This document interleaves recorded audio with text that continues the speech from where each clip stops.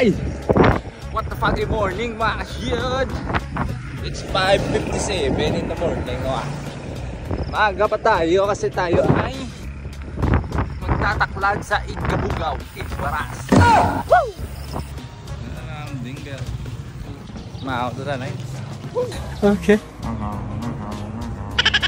Ang problema, gagawa ang silan, aray ka.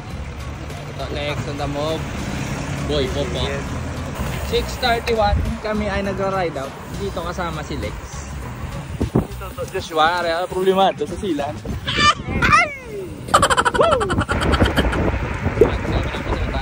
Bruh. May mamaya gawa sa dingkaya mo na ilagan. Ayan. Woo! Tutan. Let's go.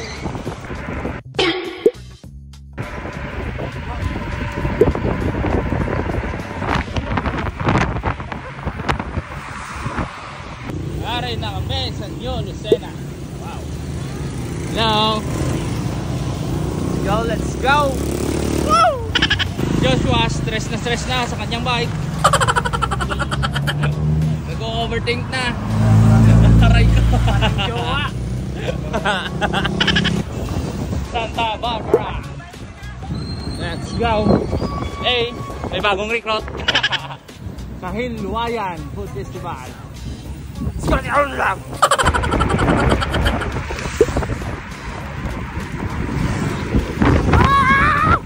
At dito uminit na naman yung paa ni Lex. Ayaw. Ay 140 km pa kami na ira-ride mga kasyon. Pero ganito na naman yung kanyang trangkuhan. No? Eh, no choice ka talaga na sa tatabid kayo. Pumalo pata kami dito ng 47 eh. Ito yung feeling na akala mo atag lang yung ruta. Pero masakit yung aakyatin natin mamaya mga kasyon. Kaya ba, hinulsula natin ito. Plus pa nagpack-ride pa kami kagabi mga kasyon. Abay, umiinit pa yung paa natin ngayon. Aray ka. Pero sige lang, importante kung buhi. Okay. Sikan kakamang natakaroon na, importante buhi. Aray ko. Bote na lang dito, may intersection kung wala ay aray ko. Di pa nakasimula ang akyat, baldado na. Ang lupet. Dahil na ni Lex, oh. Yawa. Woo! Okay. Lex, kumakarga. Kamahangin. Balda. May igit na oh. Ang gimbal na lang ako natugungan ng silang. Tanawon na akong kalapot gimbal. Ayan. Gimbal na. Let's go. Tapos sa gimbal ang iyang guba.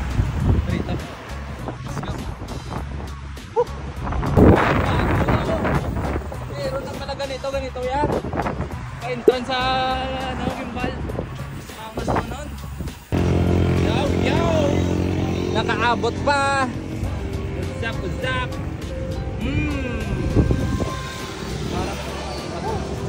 Makapoy. Oh, sindyado no.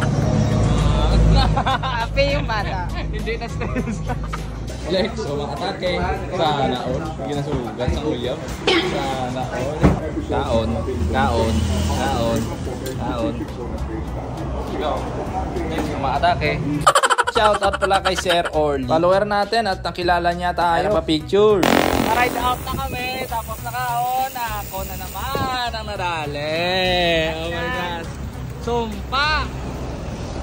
Sumpa, malala.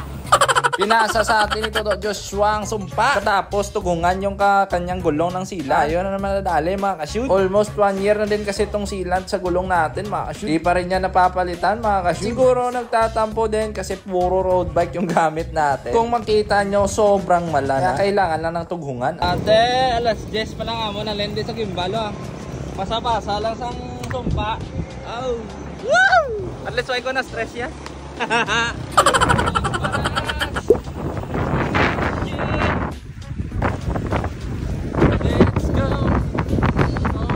At yan pala yung bundok na aakyatin natin mga kashoot. Bago tayo makaakyat dyan mga kashoot, na muna natin yung mga kamay niya. 12-12 lang muna yung gradient. 14. Kung makikita dito, maayod-ayod dito si Joshua. Aray ko, tingnan nyo naman. Aray ko. 20. Aray ko, deng-deng. Bago pa lang kami umakyat dito, almost 90 km na kami mga. Tapos kita nyo naman yung takbuhan namin kanina. Aray ko na lang po. At dito na pala nagsisimula ang Kamang Ride. Gapang malala to mga kashoot. Pati yung camera ko, gumanito na yung stats mga kashoot. Kahit yung camera ko, nabigla na din sa ahon mga kashoot. Dito pala, Nadsanhan Falls. Maligo na kami dyan ni Master JP Escalarga. Tingnan nyo yung hapo natin, balaho. Napagod din kayo mga shoot. Yan naman yung takbuhan natin, 5 lang. Pero yung heart rate natin, tingnan nyo. Malapit na sumabog mga kashoot. Sabi kasi yung gradient dito mga kashoot. Hindi pa to dito yung mataas niya na gradient. Doon pa sa unahan yung mas masakit mga kashoot. Kaya aray ko. Kapoy!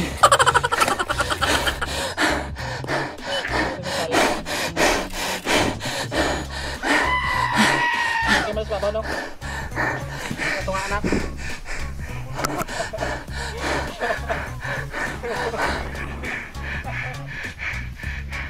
Sakit boy. Tain na. Ayaw ka na. Buli ko.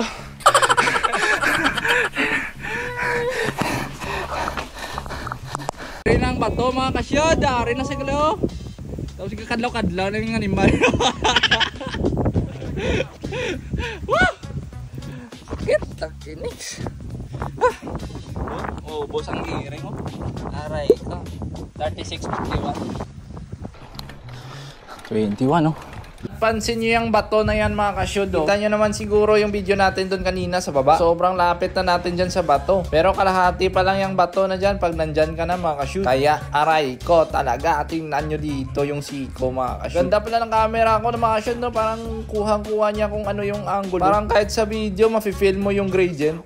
Oh, kitang-kita dito kung gaano katarik mga kashoot. Oh. Baka sabihin nyo na naman edited tong daan. Tain na lang talaga. Gusto mo i-edit ko na lang yung mata mo. Huwag mong subukan. Masisira ang buhay mo. At fast forward natin, walang cut-cut. Tingnan nyo mga kashoot. Ilang gradient yung pinakamababa na nakita nyo mga kashoot. Parang wala kang recover dito mga kashoot. Second stop natin, 500 meters lang yung kinaya natin na diretso. Stop muna tayo dito sa Changi. Kasi nahubsa na tayo ng water. As usual mga kashoot, hinihingal pa din tayo. 176 na yung heart rate natin dyan mga kashoot. Medyo naninilim na yung paningin natin dito mga kashoot. Cake nyo, hindi mo solve. Okay na. Power up. Power up! Nawawala ang dagat mga kashoot. Aray ko. Woo! At nandito na pala yung dalawang kasama namin mga kashoot. Nandito lang pala sila sa unahan ng pinagpahingahan namin. Dalawang halimaw na tropa ni Lex, Adong at saka si Sam. Mga baliw umahon mga kashoot. Ay na, tumitira pa kanina. At sobrang lapit na namin sa bato na yun kanina mga kashoot. At dito sabay-sabay na naman kami ulit umakyat mga kashoot. Sabi ko nga, same as usual. Yung gradient talaga, tae na. Walang pagbabago mga kashoot. Tingnan nyo dito si Adong mga kashoot. U-turn siya pero tingnan nyo yung gagawin niya. As din ang trip.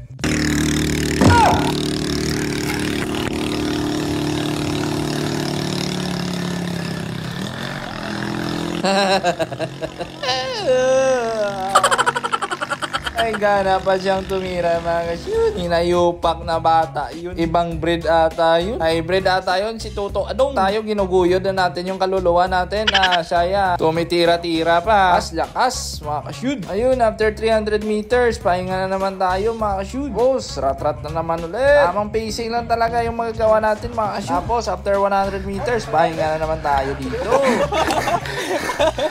Binibidyohan pa nga tayo dito ni paring Sam at tinatawanan ni Toto Lex. Yun, jab-jab na naman ulit mga kashoot. Pero parang mas sumakit dito yung gradient mga kashoot. 20 plus above na dito yung tira niya sa atin mga kashoot. Siyempre, after 100 meters, pahinga na naman tayo. Tapos jab-jab na naman ulit. 20 plus pa rin yung gradient. Kaya after 100 meters ulit, pahinga na naman.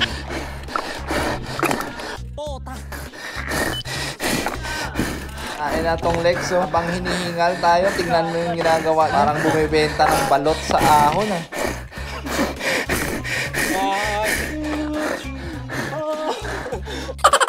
Yun, jab na naman ulit. Dahil 20 plus pa rin yung gradient mga ka-shoot. After 100 meters, pahinga na naman ulit. At jab na naman ulit. Pero 50 meters na lang dito, pahinga na naman tayo. Ang sakit talaga mga ka-shoot. Di ko alam kung napapagod yung hayop na yun mga ka-shoot. Jab na naman ulit. After 100 meters, pahinga na naman ulit. At dito na daw, last na daw na ahon to mga ka-shoot. Tapos rin yung ating pagkapinitin siya di sa daan ha. At salamat nakaraos din. Bumaba din ng 20 yung gradient mga ka-shoot. Dito pumasok tayo ng kaibang dimension mga ka-shoot. Dito pala sila napapahinga mga ka-shoot sa may Changi. Parking muna natin dito yung mga bike natin mga ka-shoot. Limoson.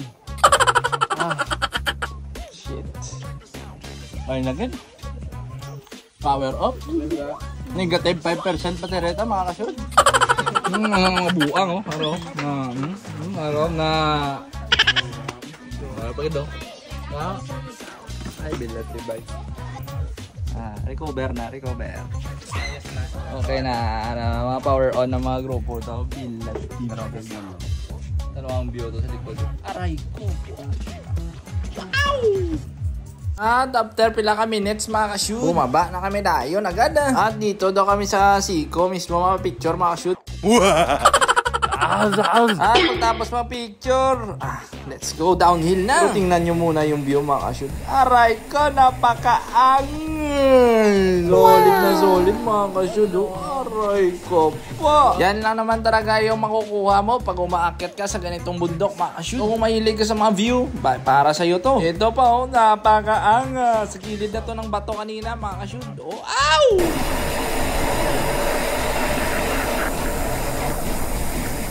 Pelat lang ako deh.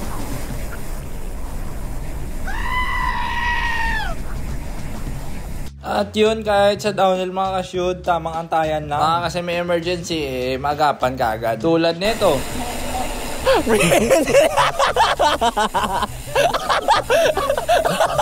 Wala lang, tumawa lang ako doon mga ka-shoot. Wala akong nakita kung ano nangyari doon mga ka-shoot. Trip ko lang talaga tumawa. Kita kaya. Tamating no? Aray ko. Ba ako magpreno kay dasig na nadulok. Yun na, ikat ko na yung sinabi niya doon. Tayo yun, dito na kami pala sa Igbaras mga ka-shoot. Safe din kami. At nagulat ako, magtitirahan pa sa arko mga ka-shoot. Na talaga, ano ba tong mga hayop? Wala akong masabi sa mga kabataang ito. At pagtapos ng arkuhan, ganito na naman yung pacing mga ka-shoot. O adong yung nagdadala. Bruh. At nararamdaman ko na malapit na lang pala yung main highway mga ka-shoot. Kaya naghahanap na ako dito ng spotan na iihian Dito nakasama namin si Adrian Nacario mga ka-shoot. Kasama niya si Christian. Bali magta-track ride sila doon sa Kamambugan kasi may karera. Tamang chill ride lang kami dito mga ka-shoot. Dito namin sa Tigbawan, ang bilis lang. At tinated pa kami dito ni Toto Lex. Malapit na sa Oton. Grabe yung karga niya mga ka-shoot. Ang galing. At dito namin sa Oton mga ka-shoot. Bali si Nacario na lang at si Christian yung kasama namin dito. Kaming lang din, isa lang yung daanan namin. Kaya sumabay na lang kami sa kanila. I mean, naging pasahero na lang tayo nila mga ka-shoot. Pero kahit ganito yung takbuhan namin mga ka-shoot, parang matatanggal pa kami. Sobrang laspag na namin mga ka-shoot. Parang nasa 140 km na kasi yung kilometrahe namin dito. Salamat. Bye. Alis lang kami dito. Sige, salamat dito. Tangin na. Pili mo sa naging kami to. Halong daw. Buti na lang talaga nandyan sila mga ka-shoot kasi kung wala aray ko po baka 15-15 na lang yung takbuhan ko nito. At nag 7-Eleven muna kami dito sa Santa Barbara mga ka-shoot. Tapos namin mag split up ni Nacario kasi nalabas na yung asin natin mga ka-shoot. Kita nyo yan. Oh eto hotdog para sa'yo. Pusa. Tingnan nyo yung mukha ng mga laspag. Aray ko pa. Dito umisa pa si Idol Joshua. Pusa. Kote action! Aray ko! Tapos kumain, ride out na. Si Joshua na bahala sa akin, mga ka-shoot. Sabi ko, ikaw na lang guyod sa akin niya. Negative na talaga yung battery natin, mga ka-shoot. Ang problema, yung guyod niya, hindi man normal, mga ka-shoot. Abay, lakas ng tama ng manok sa kanya, mga ka-shoot. Ang mapapipinitan siya pa tayo dito kahit na pauwi na. Ito yung mga tropa na puching ina. Kakapagod kasama talaga. Lahat ng akyatan talaga tinitira pa yan. Aray ko po. Dito, pagdating namin ng pututan, mga ka-shoot. Sabi ko sa niya, dito na ako liliko sa Barutak papunta papuntang Anilaw. Hindi na ako sasama sa kanya sa Dingle pa Anilaw. Nakakapagod siyang kasama sa ahon mga kasyod. Aray ko po. At dito na, solo ride na tayo. Tingnan mo yung chill ride dyan. Nice. Chill ride na natin. Mga 24 lang balahang cooldown na tayo dito mga kasyod. Kaso, eto may tricycle na naman. Siyempre, sumabit na naman tayo eh. Talaga pag solo ride mga kasyud, ginagamitan na ang pinapabawal na technique. At nandito na ako sa Anilaw mga kasyud, papasok na ako sa amin. Tingnan mo naman sunset, napakaang. At umiigpat-igpat na yung lights namin mga kasyud. Pero kakauwi ko pa lang. At yung kilometrahe natin mga kasyud, aray ko po, 184. Malapit na mag 185. At baka gusto nyo sumama sa mga next ride namin mga kasyud. Ito yung lista ng upcoming rides namin mga kasyud. Huwag kayong humiya, mag-PM. PM lang.